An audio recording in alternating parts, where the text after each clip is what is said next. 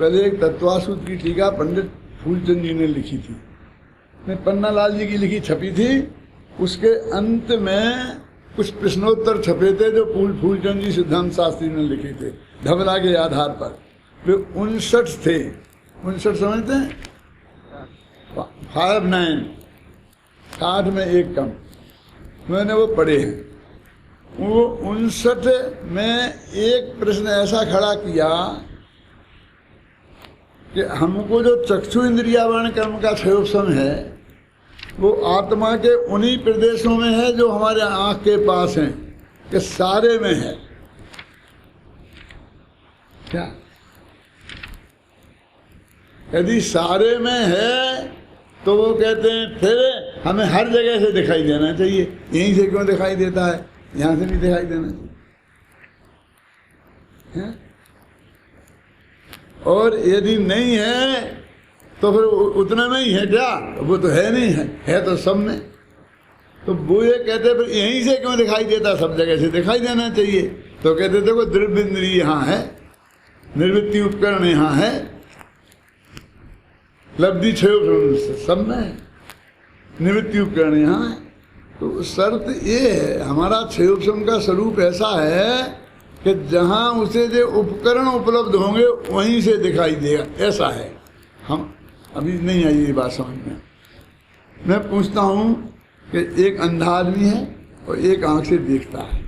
अब ये चश्मा लगाएं, इन लोगों को अंधों में गिने कि सूझतों में? समझ में आए ना क्या कह रहा हूँ? मैं भी लगाएंगे, घबराना नहीं। ये समझे हम, ये जो अजीब इन्हें दिखता है माने सूझते हैं तो चश्मा क्यों है?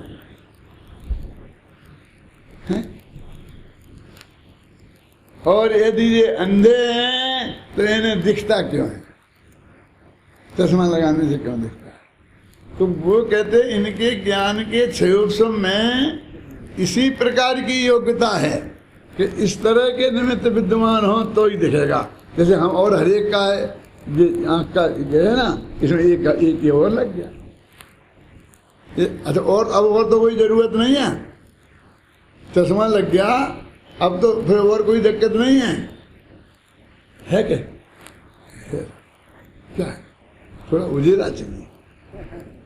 अब ये भी उजेला तो माथे पे नहीं लगा, लेकिन वो उजेला भी चाहिए। इतनी शर्तों के साथ वो क्षयोपशम अंदर रहेगा, और ये शर्तें पूरी नहीं होंगी तो नहीं दिखेगा। तो उसमें उत्तर में उन्होंने लिखा कि आत्मा के प्रदेश घूमते रहते हैं, तो जो भी प्रदेश आंख के पास आते हैं, समझ आए ना, जो भी प्रदेश आंख के पास आते हैं और उन प्रदेशों में क्षयोपशम तो मौजूद ही है, इसलिए दिख जाता है। ये जवाब दिया। वो कुछ लोग अभी अपने यहाँ ऐसे पैदा हुए हैं जो ये कहते हैं कि देखो भाई इधर का ऐसा नाक की नोक पे इधर ध्यान लगाना, इधर लगाना, इधर लगाना, इधर लगाना। तो फिर उनसे कभी ये तो शरीर है, तो शरीर तो पुद्गल है, तो पुद्गल के ध्यान से फिर होगा क्या? तो वे लोग जवाब क्या देते हैं, अपने चारों तरफ हैं कि यहाँ जो आत्मा के प्रदेश हैं उन पे ध्यान लगाना, नाक की नोक के पास। सुना अवैध आपने सुनी?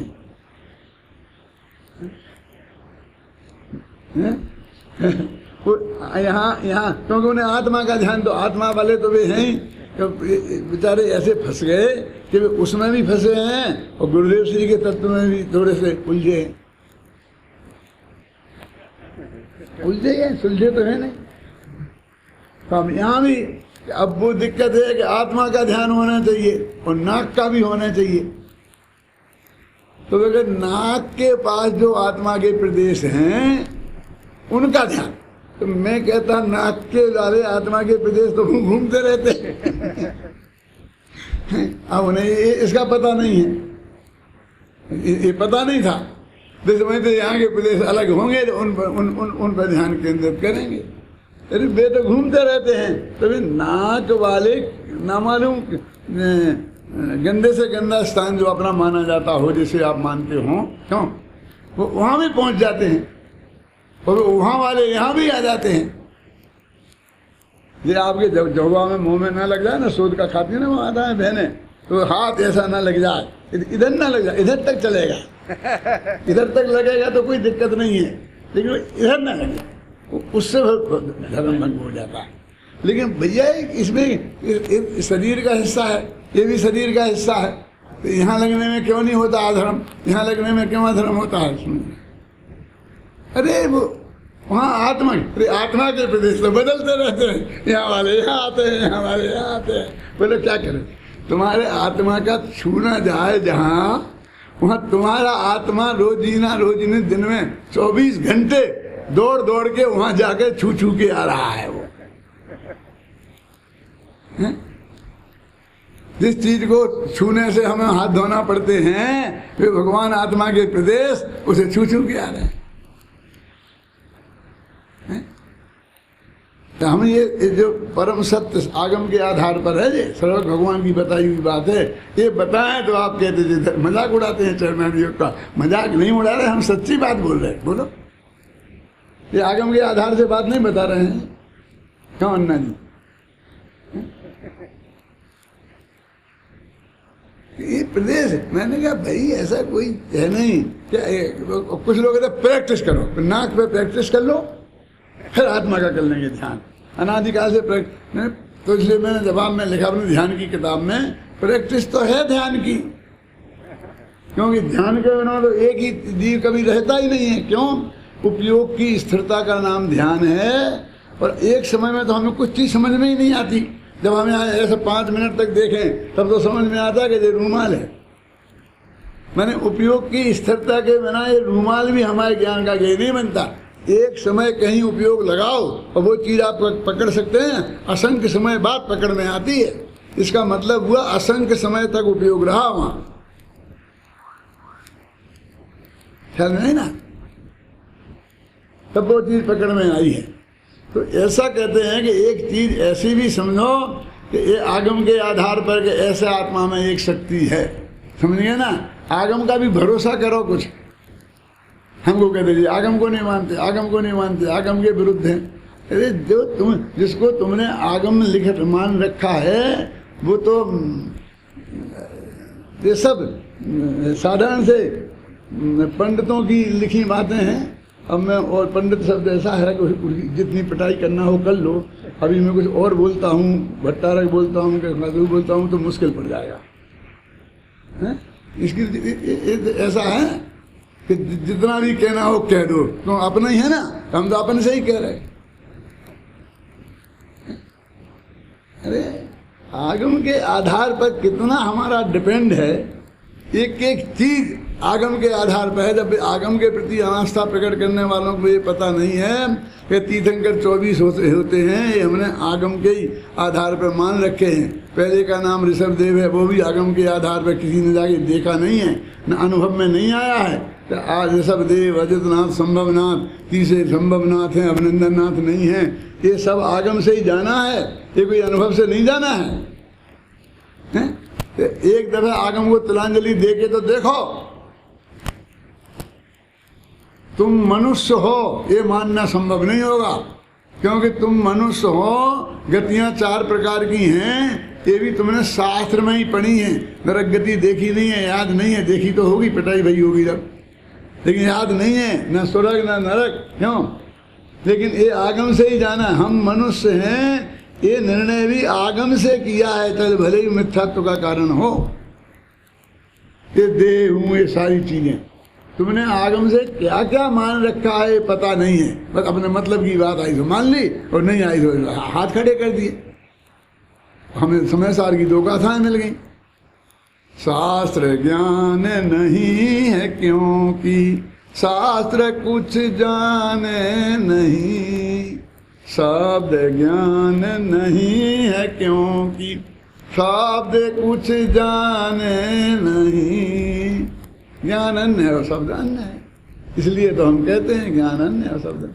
अरे भाई वो बात भी परम उत्कृष्ट बात है, सत्य है, वो भी आगम की बात है, वो भी आगम की ही बात है।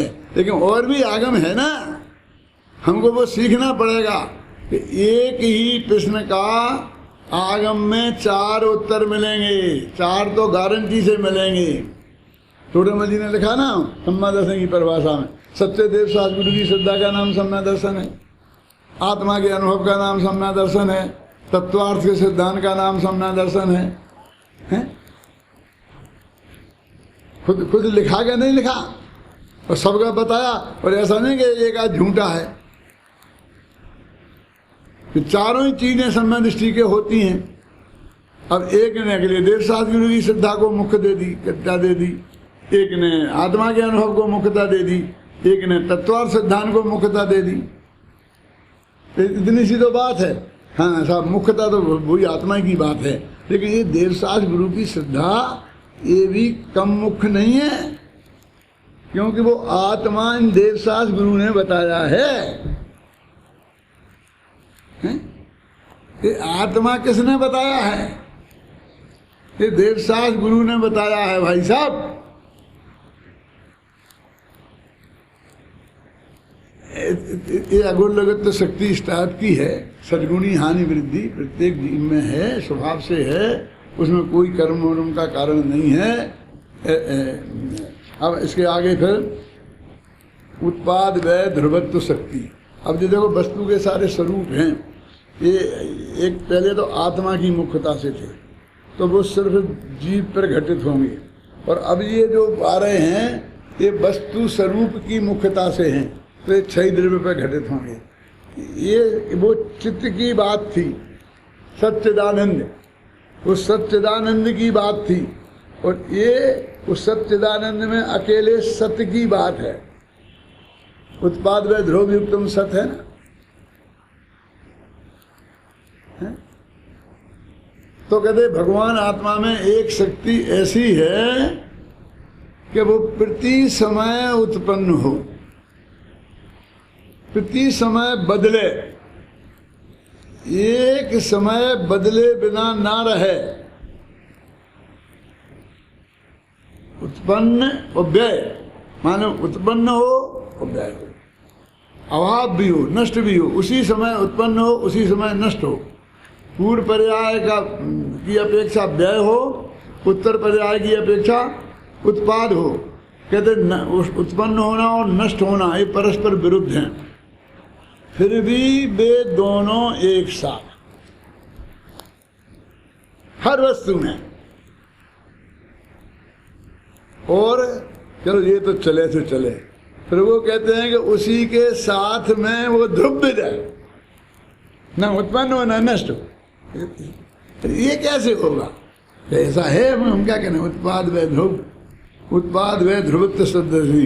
इसमें सदृश विसदृश लिखा ना, क्या लिखा देखो, कृम वृत्ति और अकृम वृत्ति रूप वर्तना है लक्षण जिसका, ऐसी उत्पाद व ध्रुवत्व शक्ति है। ख्याल में ना,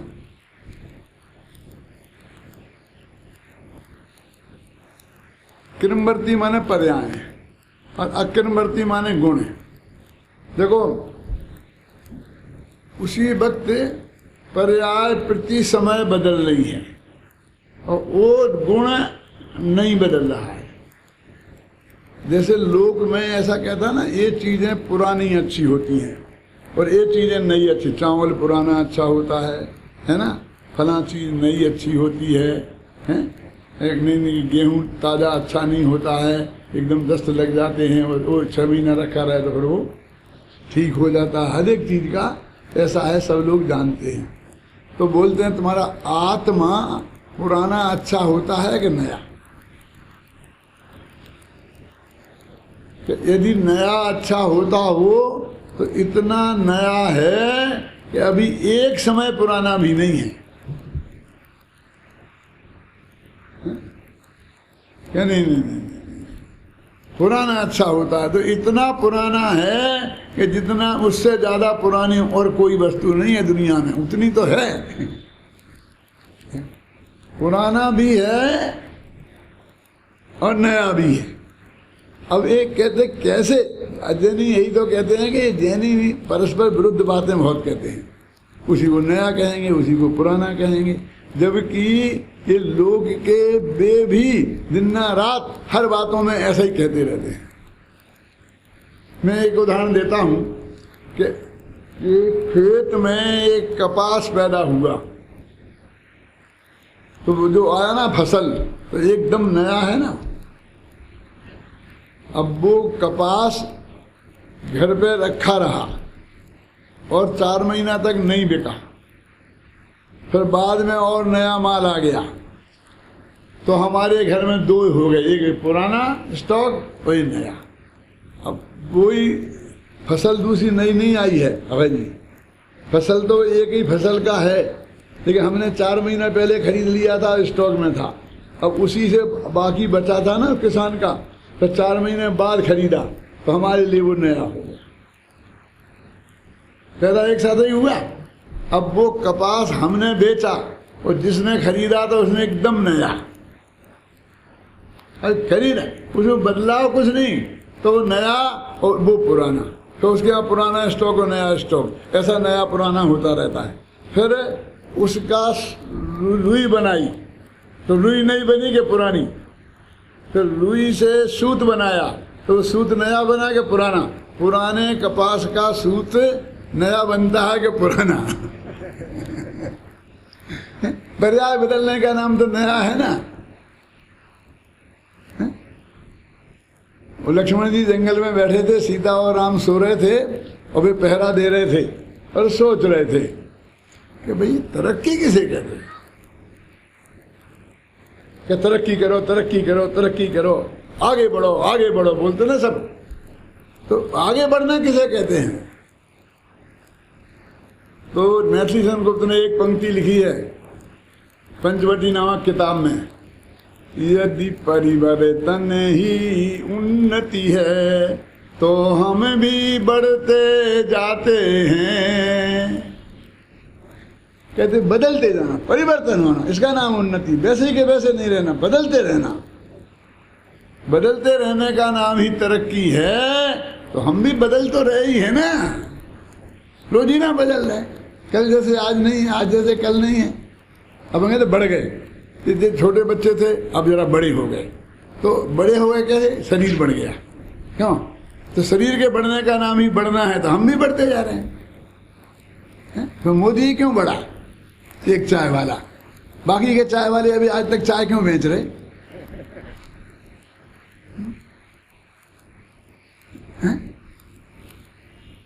यदि परिवर्तन ही उन्नति है, उनमें कोई परिवर्तन नहीं हुआ क्या? यदि परिवर्तन ही उन्नति है तो हम भी बढ़ते जाते हैं, और मुझे तो सीधे सच्चे भाव ही भाते हैं।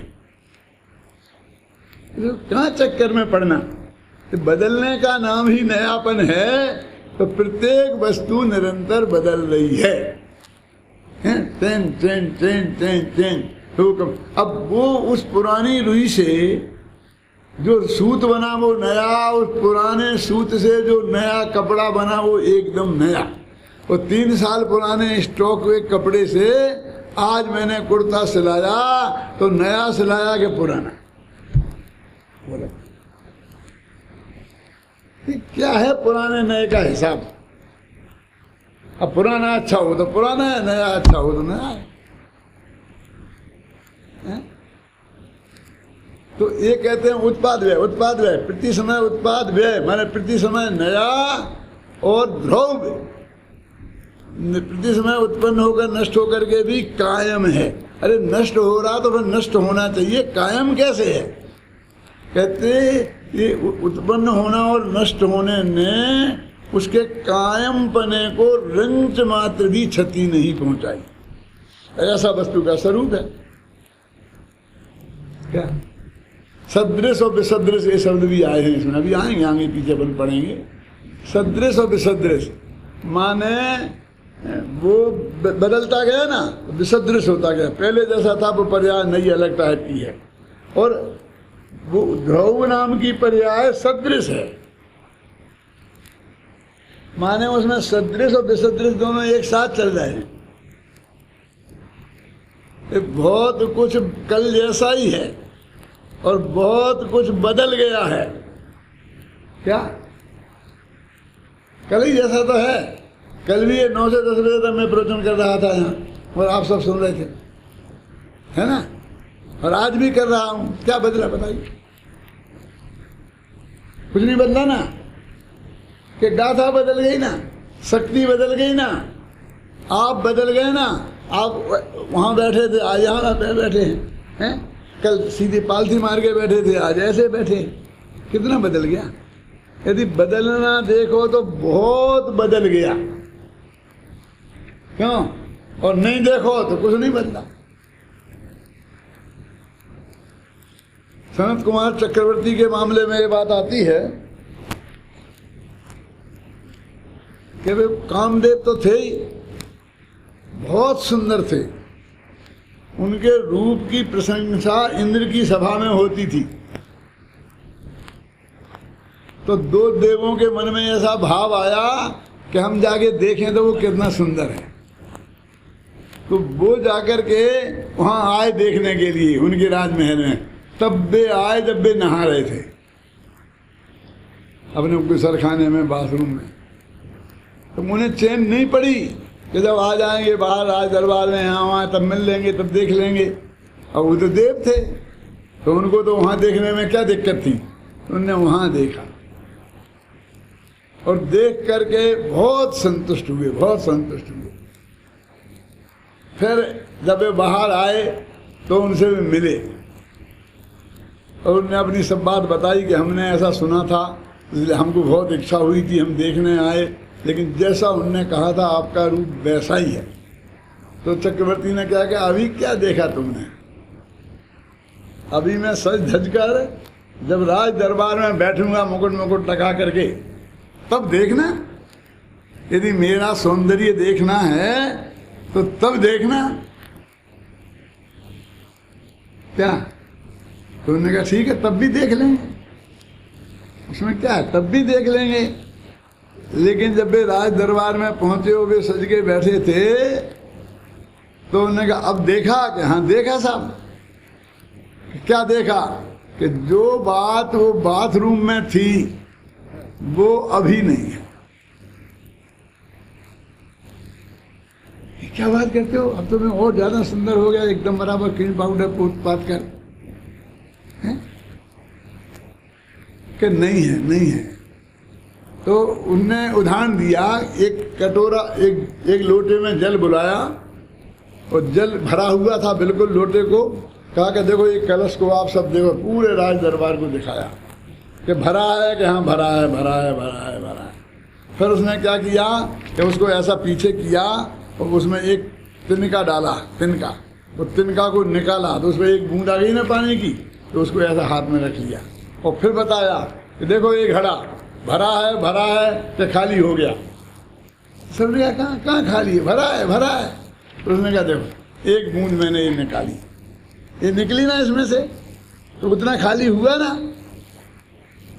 जब एक बूंद पानी निकला है तो खाली तो हुआ है ना। हाँ, तो कि दिखता नहीं है, खाली हुआ है।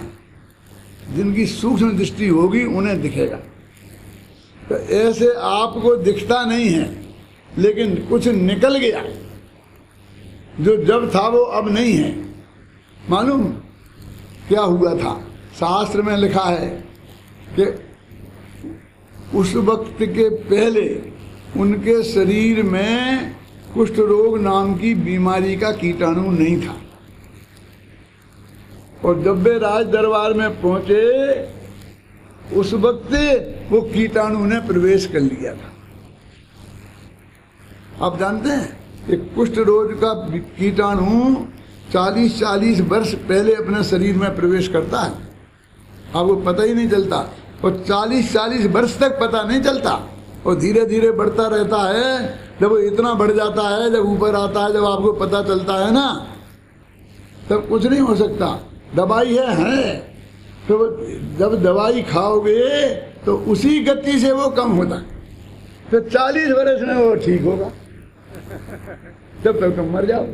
इसलिए कहते हैं ना कि ये तो मरने पे ही छूटती है बीमारी। अब 80 वर्ष तक हर एक आदमी नहीं जीता ना, तो जब तक वो पैदा हुआ, जब तक वो बढ़ के आया सामने, जब वो मर जाता है। तो वो कुष्ठ के कीटाणु पैदा हो गए थे उनके अंदर, वो देवों को देखने में आ गए थे, लेकिन उन्हें फिर बाद में जब वे मुनि दीक्षा ले ली, इस बात को सुनकर उन्हें वैराग्य हो गया, तो उनने मुनि दीक्षा ले ली, तो 700 वर्ष तक उन्हें भयंकर कोढ़ रहा मुनि अवस्था में। 700 वर्ष तक कोढ़ रहा, इलाज नहीं किया। अरे एक तो होता नहीं, होएगा तो इतने लंबे काल में जैसे धीरे धीरे वो पनपता है, ऐसे ही धीरे धीरे निकलता है। तो बदल रहा क्या नहीं, बदलना और नहीं बदलना।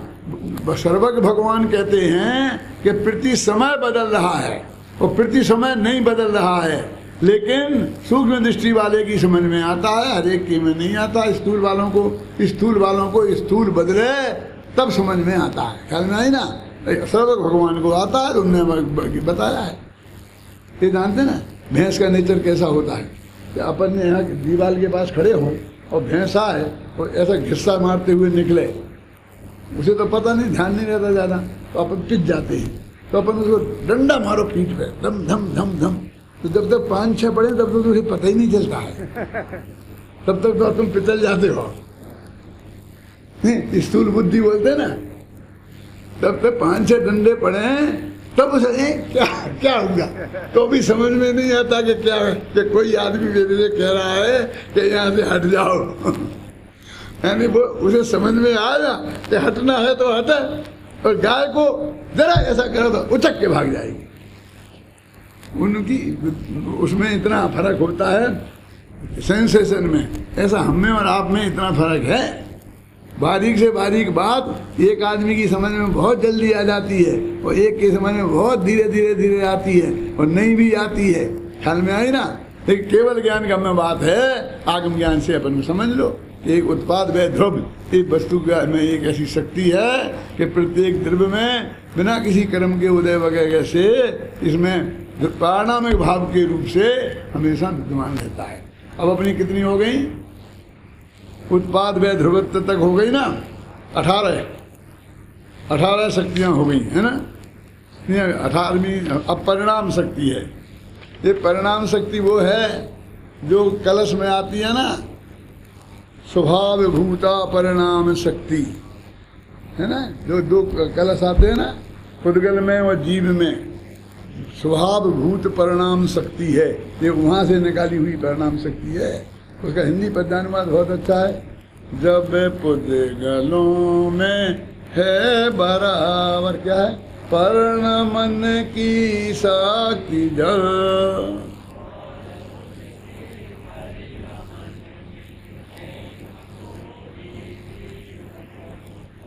क्यों स्वयं के परिणमन का जानो, वास्तु के परिणमन का। 2 शक्तियों का वर्णन, जीव में स्वभावभूत परिणाम शक्ति है, पुद्गल में भी निरंतराया है। निरंतराया का पंक्ति का क्या अर्थ किया है ना, निरंतराया का, उस निरंतराया का अर्थ किया है ना, उसमें विघ्न जब, अविघ्ना निरंतराया, कोई विघ्न नहीं है, ऐसी स्वभावभूत परिणाम शक्ति है, उसकी चर्चा अपन करते हैं।